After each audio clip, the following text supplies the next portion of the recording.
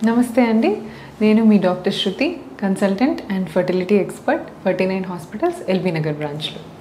So ఈరోజు మన egg quality బాగుంటుందా బాగాలేదా, లేదా ఎగ్ క్వాలిటీలో ఏమేం ప్రాబ్లమ్స్ రావచ్చు, మీ ఎగ్ క్వాలిటీ పువర్గా ఉంది అని ఎలా తెలుసుకోవచ్చు, సో దీని గురించి మాట్లాడతామండి. నార్మలీ ప్రెగ్నెన్సీ రావాలి అంటే వైఫ్ నుంచి ఎగ్, హస్బెండ్ నుంచి స్పర్మ్ రెండు కలిపి ఎంబ్రియో ఫార్మేషన్ జరుగుతుందన్నమాట. సో ఇలా ఎంబ్రియో ఫార్మేషన్ అవ్వడానికి ఎగ్ది మేజర్ రోల్, 90% రోల్ ఎగ్తోనే ఉంటుంది. ఓన్లీ స్పర్మ్ నుంచి న్యూక్లియస్ మాత్రమే వస్తుందన్నమాట. సో మ్యాక్సిమం సైటోప్లాజం కానీ ఎంబ్రియో ఎక్కువగా ఫామ్ అయ్యేది అంతా కూడా ఎగ్ నుంచే, బికాజ్ ఎగ్ స్పర్మ్ కంటే 1000 రెట్లు పెద్దగా ఉంటుంది.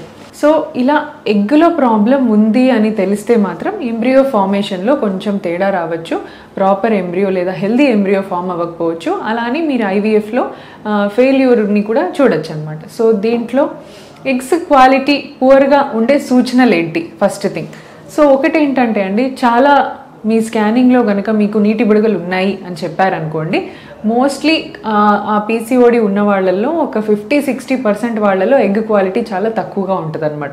సో నార్మల్ ఫీమేల్స్తో కంపేర్ చేసుకుంటే స్కానింగ్లో పీసీఓడి నీటి బుడగలు ఉన్నవాళ్ళు ఎగ్స్ కొద్దిగా తక్కువ క్వాలిటీలో ఉంటాయి. ఎందుకంటే నీటి బుడగలు ఉన్న వాళ్ళలో మేల్ హార్మోన్స్ ఎక్కువ ఉంటాయి, హార్మోనల్ ఇంబ్యాలెన్స్ ఉంటుంది, తర్వాత హై ఎల్హెచ్ ఉంటుంది. ఇవన్నీ హార్మోనల్ ఇంబ్యాలెన్సెస్ వల్ల వీళ్ళ ఎగ్ క్వాలిటీ కొంచెం తక్కువ ఉంటుంది. సో వీళ్ళు నెంబర్ 1. నెక్స్ట్ వచ్చేసి ఎండోమెట్రియోసిస్ అని అంటారండి. సో ఎండోమెట్రియోసిస్ అంటే కొంతమంది చాక్లెట్ సిస్ట్ ఇలాంటి పేర్లు వినే ఉంటారు. సో మీ గర్భసంచి పక్కన ఉన్న అండాశయాలలో చాక్లెట్ సిస్ట్ ఉంది అని మీ డాక్టర్ గారు ఎవరైనా చెప్పారు, లేదా మనకి స్కాన్లో ఇప్పుడు కొత్తగా చాక్లెట్ సిస్ట్ కనపడింది అని తెలుసుకున్నాం అనుకోండి, సో వీళ్ళల్లో కూడా ఈ చాక్లెట్ సిస్ట్ వల్ల పక్కనున్న ఎగ్స్ అన్నీ కూడా దాని ఎఫెక్ట్ చూపిస్తుంది అనమాట. సో ఈ చాక్లెట్ సిస్ట్ నుంచి రిలీజ్ అయ్యే హార్మ్ఫుల్ కెమికల్స్, ఇన్ఫ్లమేటరీ మీడియేటర్స్ అన్నీ కూడా నార్మల్ ఎగ్స్ క్వాలిటీని తగ్గిస్తాయి. సో స్కానింగ్లో ఎండోమెట్రియోసిస్ అని తెలిసిన, చాక్లెట్ సిస్ట్ ఉందని తెలిసిన వీళ్ళకు కూడా ఎగ్ క్వాలిటీ కొద్దిగా తక్కువ ఉండే ఛాన్స్ ఉంది. నెక్స్ట్, వెరీ లో ఎగ్స్, అంటే ఈ ఏజ్కి తగ్గట్టు సరిపడా లేకుండా చాలా తక్కువగా ఉన్నాయి. సపోజ్ 25-30లో ఉన్న వాళ్ళకి అరౌండ్ 8 to 10 ఎగ్స్ కనిపించాలండి, ఇది నార్మల్ ఎగ్ కౌంట్. సో వీళ్ళల్లో కూడా ఎగ్స్ 2-3 కానీ కనిపించడం, చాలా తక్కువగా ఎగ్స్ కనిపించడం, ఇలా లో నంబర్ ఆఫ్ ఎగ్స్ ఉన్న వాళ్ళలో కూడా సంథింగ్ అబ్నార్మల్ ఊసెట్ క్వాలిటీ వచ్చే ఛాన్సెస్ ఉంటాయి. ఇవన్నీ ఏంటంటే ఏదో ప్రాబ్లం వల్ల మీ ఎగ్ క్వాలిటీ తగ్గిపోతుంది. కానీ కొన్నిసార్లు న్యాచురల్గా మీ బాడీలో జరిగే ప్రాసెసెస్ వల్లనే ఎగ్ క్వాలిటీ తగ్గిపోతుంది. అది ఫస్ట్ వచ్చేసి ఏజ్. సో మనం ఏజ్ అవ్వడం న్యాచురలే. సో ఈ ఏజ్ ఎక్కువ అవుతూ ఉంటే ఎగ్ క్వాలిటీ డ్రాప్ అవ్వడం సహజం అనమాట. సో మోర్ దెన్ 37 years ఉన్న వాళ్ళల్లో కూడా వెరీ లో క్వాలిటీ ఎగ్స్ ఉంటాయి. అందుకని వాళ్ళలో ప్రెగ్నెన్సీ అంత కామన్గా చూడం. ఇంకొకటి ఏంటంటే, సో ఒకటి ఏజ్, ఇంకొకటి బరువు.